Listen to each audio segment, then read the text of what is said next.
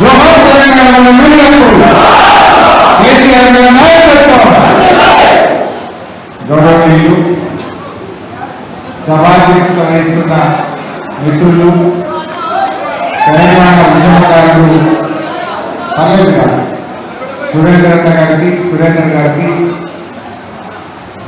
తెలంగాణ రాష్ట్ర శాసనసభ మాజీ శాసనసభాపతి గారు, మన రాష్ట్ర తొలి వ్యవసాయ శాఖ మంత్రిగా ఈ దేశ చరిత్రలోనే రైతులకు నగదు బదిలీ పథకాన్ని ప్రవేశపెట్టిన మన మాజీ వ్యవసాయ శాఖ మంత్రి పెద్దలు పోచారం శ్రీనివాసరెడ్డి గారు, మీ అందరి ఆశీస్సులతో కాబోయే మన పార్లమెంట్ సభ్యులు తెలంగాణ ఉద్యమకారులు గాలి అనిల్ కుమార్ గారికి, మాజీ శాసనసభ్యులు పెద్దలు జనార్దన్ గౌడ్ గారికి, మన మున్సిపల్ చైర్మన్ సత్యం గారికి, వేదిక మీద జెడ్పీటీసీలు, ఎంపీటీలు, పార్టీ సీనియర్ నాయకులు, మండల పార్టీ అధ్యక్షులు, గ్రామ పార్టీ అధ్యక్షులు, మాజీ సర్పంచులు, ఎంపీటీసీలు, కోఆపరేటివ్ చైర్మన్లు, బీఆర్ఎస్ పార్టీ కుటుంబ సభ్యులైన మీ అందరికీ పేరు పేరున నమస్కారం తెలియజేస్తాను. మిత్రులారా, శాసనసభ ఎన్నికలు ముగిసినాయి. ఇప్పుడిప్పుడే రాష్ట్రంలోని కాంగ్రెస్ ప్రభుత్వం యొక్క మోసపూరిత వైఖరి, వారి నిజ స్వరూపాన్ని విజ్ఞులైనటువంటి తెలంగాణ ప్రజలు అర్థం చేసుకుంటా ఉన్నారు. 100 రోజుల కాంగ్రెస్ పాలన పరిశీలిస్తే వీళ్ళేదో ఉద్ధరిస్తారనుకున్నారు. బాండ్ పేపర్లు రాసిచ్చింది కదా, మాట మీద నిలబడతారనుకున్నారు. ఉద్ధరించుడు మాట దేవుడు కానీ ఉద్ధర మాటలు మాత్రం చెప్తున్నారు కాంగ్రెస్ వాళ్ళు. అన్ని ఉద్ధర మాటలు, రేపు ఇస్తాం మాపిస్తాం. ఆ రోజు ఏం చెప్పింది ఎన్నికల ముందు? వాళ్ళ ప్రజలు నమ్ముతారే కానీ నోటరీ డాక్యుమెంట్ బాండ్ పేపర్లు తెచ్చి ఇంటికి వచ్చేది. చివరికి ఇది సోనియా గాంధీ మాట, ఇది ఏఐసిసి మాట, ఇది రాహుల్ గాంధీ మీకు ఇస్తున్న వాగ్దానం అని చెప్పింది. ప్రజల్ని నమ్మించే ప్రయత్నం చేసింది. కానీ జరిగింది ఏంటి? 100 రోజుల్లో 6 గ్యారెంటీలు 13 హామీలు అమలు చేస్తామన్నారు. మొదటి అసెంబ్లీలోనే 6 గ్యారెంటీలకు చట్టబద్ధత తెస్తామని చెప్పింది. తెచ్చిన అన్ని చట్టబద్ధత 3 సార్లు అసెంబ్లీ జరిగింది, కానీ 6 గ్యారెంటీల మీద చట్టబద్ధత తెలియదు కాంగ్రెస్ ప్రభుత్వం. 6 గ్యారెంటీలో మొదటి హామీ, 6 గ్యారెంటీలో 13 ముచ్చట్టారు. అలా మొట్టమొదటి హామీ ఏంటంటే మహిళలకు 2500 రూపాయలు ప్రతి నెల ఇస్తారు. మహాలక్ష్మి పేరు మీద 18 ఏళ్ళు నిండిన అక్కా చెల్లెలకు నెలకు 2500 1వ తారీఖు ఇస్తామని చెప్పింది. పడ్డా ఎవరికన్నా? మిగతా పడ్డా ఎవరికన్నా? మరి కుల్ల మనం ఈ ఎలక్షన్లలో జనంకు ఒకటే మాట చెప్పాలి. 100 రోజులు నిండిందా లేదా? 2500 రూపాయలు అక్కా చెల్లెళ్ళు కాంగ్రెస్ పార్టీ కోటైంది. పడవాళ్ళందరూ కాంగ్రెస్ కోటైంది.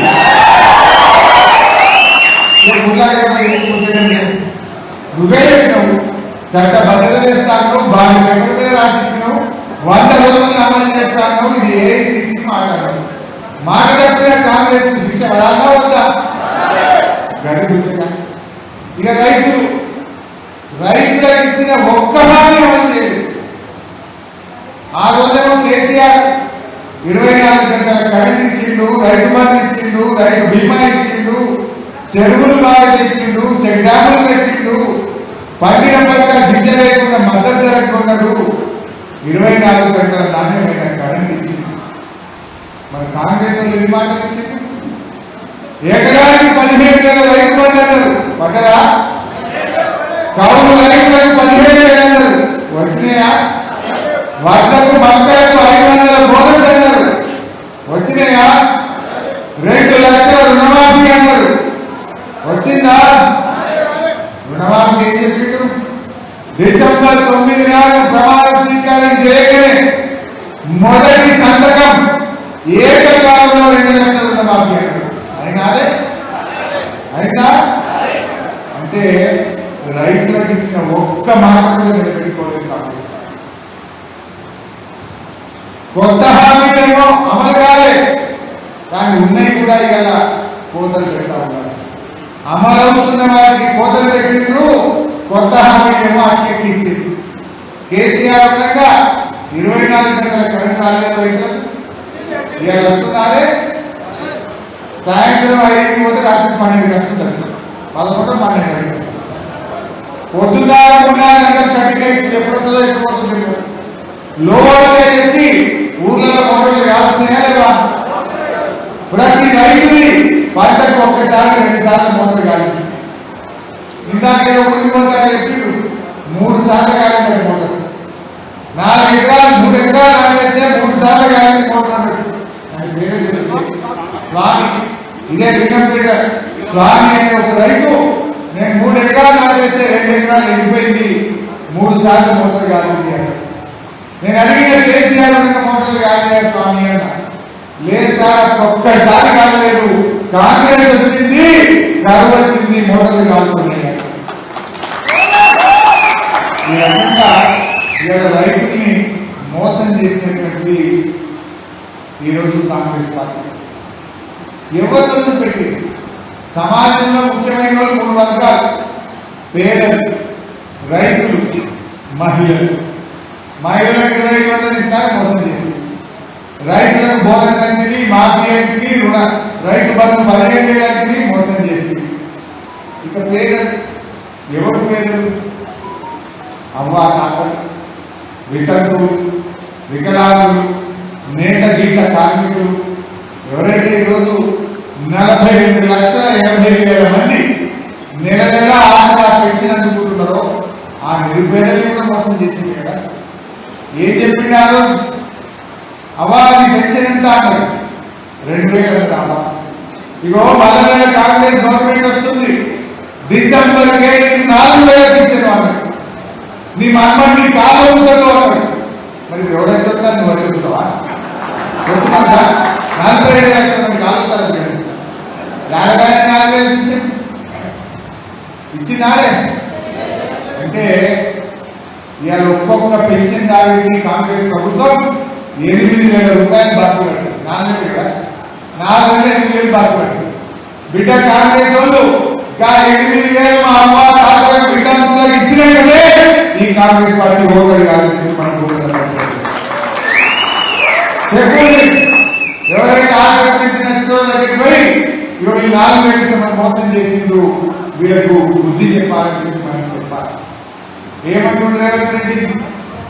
ఈ నా 100 రోజుల పాలనకు ఈ ఎన్నికలు రికమెండ్ అవ్వమంటుంది. రేపు దేశంలో తెలుగులో ఏమైనా కాంగ్రెస్ పార్టీ ఓటేస్తే ఏమంటాడు? రుణమాఫీ ఎగ్గొట్టినా నాకు వేసింది ఇచ్చేది లేదు అంటాడు. పెళ్లికి తులం బంగారం అన్నా ఎగబెట్టినా నాకు ఓటేసింది ఇచ్చేది లేదు అంటాడు. 4,000 పింఛన్ మోసం చేసినా నాకు ఓటేసిండు అంటాడు.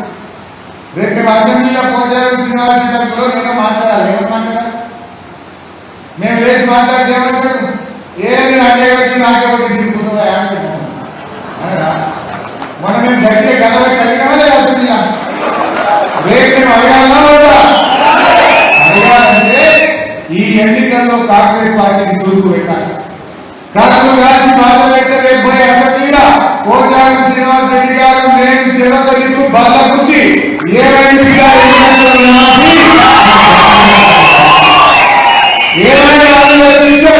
నువ్వు ఇయ్యలేని అమ్మతాన్ని మోసం చేసిండ్రు.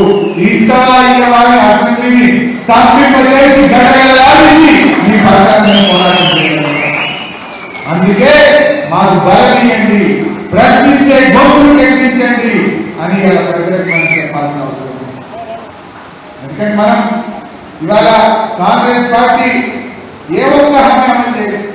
6 పిల్లలకు స్కూటీ కూడా ఇస్తామన్నారు, వచ్చినాయి అట్లా ఎందుకే మళ్ళీ చెప్తే 420 420 కాంగ్రెస్ ఉంది. రెండో కూడా ఉద్యోగించు అంటే ఆ కరెంట్ వచ్చినా అందరికీ చాలా మంది వచ్చింది, మీకు రాలేదు. సిలిండర్ చాలా మందికి వచ్చింది, మీకు హెవీ.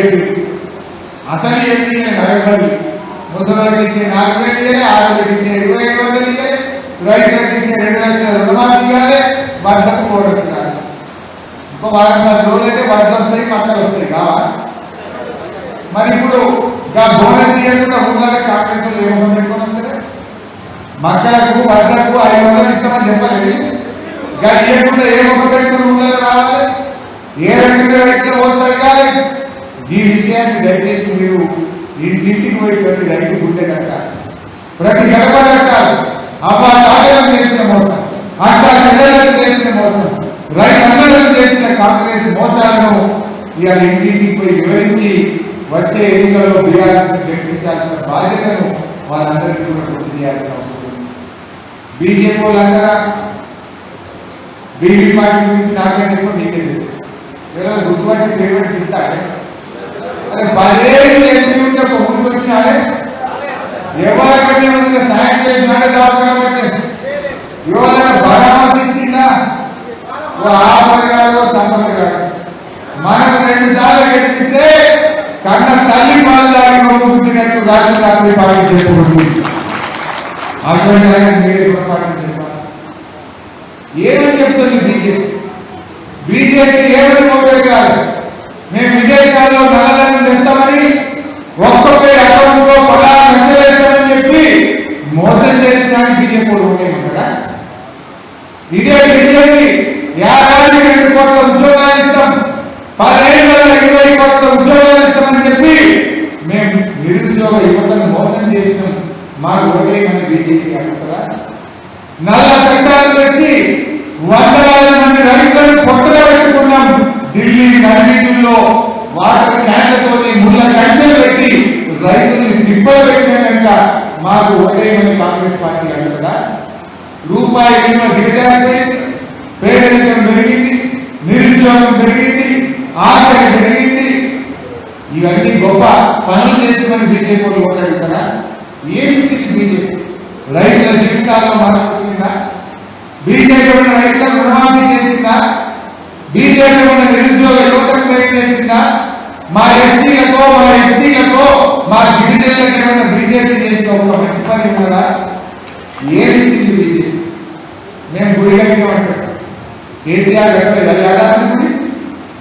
అంగరంగ వైభవంగా యాదాద్రి నరసింహస్వామి దేవాలయాన్ని అత్యద్భుతంగా కేసీఆర్ కేసీఆర్ చేసినట్టు యజ్ఞాల హోమాలు ఈ దేశంలో ఇంకే ముఖ్యమంత్రి చేసిందా? కానీ మన దేవుడిని రాజకీయాలు పడుతుంది. వాళ్ళు అక్షింతలు పంపి ఓట్లు అనుకుంది. మనం కూడా యాదాద్రికి గుడి కట్టిన ఇంటికోలేదు, మనం కూడా ఇంటికో అటువంటి ఓట్లు అనుకునే రాజకీయం చేయాలా? కానీ దేవుడిని దేవుడు అక్కడ చూడాలి. దేవుడు అందరూ ఆ దేవుడికి పార్టీ ఉండదు. యాదాద్రి లక్ష్మీనరసింహ స్వామి బీజేపీకి దేవుడే, కాంగ్రెస్ దేవుడే, టీఆర్ఎస్ దేవుడు. దేవుడిని లక్ష్మీనరసింహ స్వామిని నమ్మటోళ్లకు మొక్కటోళ్లకు అందరికీ సమానమైన వాడు లక్ష్మీనరసింహ స్వామి. రాముడు కూడా అంతే. కానీ వీళ్ళేంటంటే దాన్ని రాజకీయాలకు వాడే ప్రయత్నం చేస్తున్నారు. ఎవరు తండాలు గ్రామ పంచాయతీలు అయినాయంటే, ఇంటికి త్రాగునీరు వచ్చిందంటే, ఇవాళ కరెంటు మంచిగా వచ్చిందంటే, చక్కటి రోడ్లు అయినాయంటే, వైద్యం బాగుపడ్డదంటే ఇది మన కేసీఆర్ వల్ల. కాంగ్రెస్ పాలనలో రోజుకొకటి పోతున్నది. కరెంటు మోటార్లు కాదు 15-16 గంటల కరెంటు వచ్చింది. దవాఖానాల పోతే మందులు లేవట. కేసీఆర్ న్యూట్రిషన్ కిట్ బంద్ అయిపోయింది. కేసీఆర్ కిట్ సగం చోట్ల దొరకనే లేదు. మందులు బయట కాదు, సిటీ గోళీ లేవు, బయట కొనుక్కోమంటు. ఎందుకంటే కాంగ్రెస్ గవర్నమెంట్ లో నేను రాను వీడియో సర్కారు దవాఖానకు అన్నట్టుండే. మన ప్రభుత్వం వచ్చినాక పోరాడు పడబిడ్డ సర్కారు దవాఖానకన్నా మంచిగా మనం చేస్తున్నాం. మళ్ళీ ఇప్పుడు పాలన వస్తుంది. దవాఖానాలో గోళీలు లేరు, టైంకు డాక్టర్లు లేరు, కేసీఆర్ కిట్లు లేరు, న్యూట్రిషన్ కిట్లు లేని పరిస్థితి వస్తాము. ఒక్కటొక్కటిగా మన వ్యవస్థలు దిగజారినటువంటి పరిస్థితి. కాంగ్రెస్ వాళ్ళు రోజు టీవీ చూస్తే ఏదైనా మీకు మంచి పని చేసిన మాకు ఓటేమని అడుగుతున్నారు. అరే మీకు 100 రోజుల్లో హామీ ఇచ్చినాం, 2 లక్షల రుణమాఫీ చేసినాం, మాకు ఓటేయమన్నారు. మేము తులం బంగారం ఇచ్చినాం, ఓటేయమన్నారు. వాళ్ళకు బోనస్ ఇచ్చినాం, ఓటేయమన్నారు. పింఛన్ 4000 వేసినాం, ఓటేయమన్నారు. అక్కడ 20,000 ఇచ్చినాం, ఓటేయమన్నారు. అవి లేవు. అన్ని లీకులు, ఫేకులు, లీక్ న్యూస్, ఫేక్ వార్తలు, గదే సోషల్ మీడియాలో అన్ని అబద్ధాలు ప్రచారం చేస్తారు. బీఆర్ఎస్ నాయకులు అక్రమ కేసులు పెట్టి గోబల్ ప్రచారంతో గట్లయిందట, గిట్లయిందట అన్ని తప్పుడు మాటలు చెప్పి ఇవాళ మీరు పబ్బం పెట్టే ప్రయత్నం చేస్తా ఉన్నారు. మీరు ప్రజలకు ఇచ్చిన హామీలు పెట్టండి. ప్రజలకు ఇచ్చిన హామీలు అమలు చేసి మాట్లాడాలి కాంగ్రెస్ పార్టీ నాయకులు. ఇలా మన పార్టీలను వాళ్ళు నేర్చుకుంటున్నారు. ఆ రోజు ఏం మాట్లాడారు రేవంత్ రెడ్డి, మరి ఇలా నేర్చుకుంటున్నారు. ఇలా కండువాలకున్న దాని నాగేందర్ గారు, కళ్యాణ్ శ్రీహరి గారు వెంటనే శాసన సభ్యత్వానికి రాజీనామా చేయాలని చెప్పిన స్పీకర్ గారు వెంటనే చర్య తీసుకోవాలి. ఒక పార్టీ మీద తెచ్చి ఇంకో పార్టీ మీద ఎంపీ ఎన్నికల్లో పోటీ చేయడం అంటే ఇంకా ఇంతకంటే సాక్ష్యం ఏం కావాలి? అనర్హత వేటు వేయడానికి ఇంతకంటే ఇంకో సాక్ష్యం ఉంటుందా? కానీ వాళ్ళు రాజకీయంగా ప్రజలకు ఇచ్చిన హామీని నిలబెట్టుకోలేక బీఆర్ఎస్ పార్టీకి ఇబ్బంది పెట్టాలనుకుంటున్నారు. మా మీద కేసులు పెట్టలేమో, నాయకుల్ని వేధిస్తలేమో, కానీ బీఆర్ఎస్ కార్యకర్తల్ని తెలంగాణ ప్రజల ఆత్మగౌరవాన్ని పొందలేటువంటి విషయాన్ని గుర్తుపెట్టుకోవాలి. బంతి నేలకేసుకుంటే అంతే వేగంగా పైకి వేస్తుందనే విషయం కాంగ్రెస్ పార్టీ నాయకులు గుర్తుపెట్టాలి. ఇలా మనము అధికారం ఉందని కేసులు పెట్టచ్చు, ఇబ్బందులు పెట్టచ్చు, కానీ అంతే స్పీడ్ గా మన పైకి వేస్తుంది బీఆర్ఎస్. అసలు మీ కాంగ్రెస్ ఎక్కడ సెంటర్ రెండోసారి గెలుస్తుందా? మొన్న ఛత్తీస్గఢ్ లో మనతో పాటు ఎలక్షన్ అయింది, 5 ఏళ్లకే గవర్నమెంట్ గా. రాజస్థాన్ లో ఎలక్షన్ అయింది, 5 ఏళ్లకే గవర్నమెంట్ గా. ఇప్పుడు హిమాచల్ ప్రదేశ్ అయితే 5 ఏళ్ల వరకు 5 ఏళ్లకే వెళ్ళేట్టున్నారు. 50 కూడా 5 ఏళ్ల కంటే ఎక్కువ ఉండే గవర్నమెంట్ కావు. అందువల్ల మనం ఎవరు అధైర్యపడకండి. ఆనాడు కేసీఆర్ గారు రానే రావాలని తెలంగాణ వచ్చింది. ఎంతమంది ఉన్నారు? 10 మందితో బయలుదేరిండు, కొట్టాలి తెలంగాణ వచ్చింది కేసీఆర్. ఈ రేవంత్ రెడ్డి జై తెలంగాణ అన్నారే, ఎన్నడన్నా ఒక శవాన్ని మోసి నాకు అవసరం. పోనీ తెలంగాణ ముఖ్యమంత్రి అయిన తెలంగాణ ఏ రోజున్న అమరవీరుల చూసిన దార్శనం కట్టించిందా? పోనీ పువ్వులు పెట్టిందా? ఈనాడు తెలంగాణ గురించి మాట్లాడుతున్నారు. త్యాగం అంటే కేసీఆర్. కేంద్ర మంత్రి పదవి, ఎమ్మెల్యే పదవి, ఎంపీ పదవి, చివరికి ప్రాణ త్యాగానికి కూడా సిద్ధపడి తెలంగాణ వచ్చింది కేసీఆర్. కొట్టాలని మనం ఇక్కడ మన కానిస్టేబుల్కి ఇస్తాయా? ఆ రోజు జై తెలంగాణ అంటూ త్యాగం చేసింది మన కానిస్టేబుల్కి ఇస్తాయి. అట్లా ఎంతో త్యాగాలు, ఎన్నో పోరాటాలు. నువ్వు ముఖ్యమంత్రి అయి ప్రజలకు ఇచ్చిన హామీలు అమలు చేయక మోసపూరిత వాగ్దానాలు ఇచ్చి మళ్ళీ మోసం చేయాలని చూస్తావు. అందుకే నేను కార్యకర్తలు కోరేది ఒకటి, దయచేసి ఈ ఎన్నికలు మీరు ప్రతిష్టాత్మకంగా తీసుకోవాలి. సురేంద్రన్న ఓడిపోవచ్చు, అట్లీస్ట్ మనకు ఒక ఎంపీ ఉంటే మీకే ధైర్యం ఉంటుంది. మంచికి, చెడుకు, కష్టానికి అందుబాటులో ఉండే ఒక ఉద్యమకారుడు మన అనిల్ కుమార్.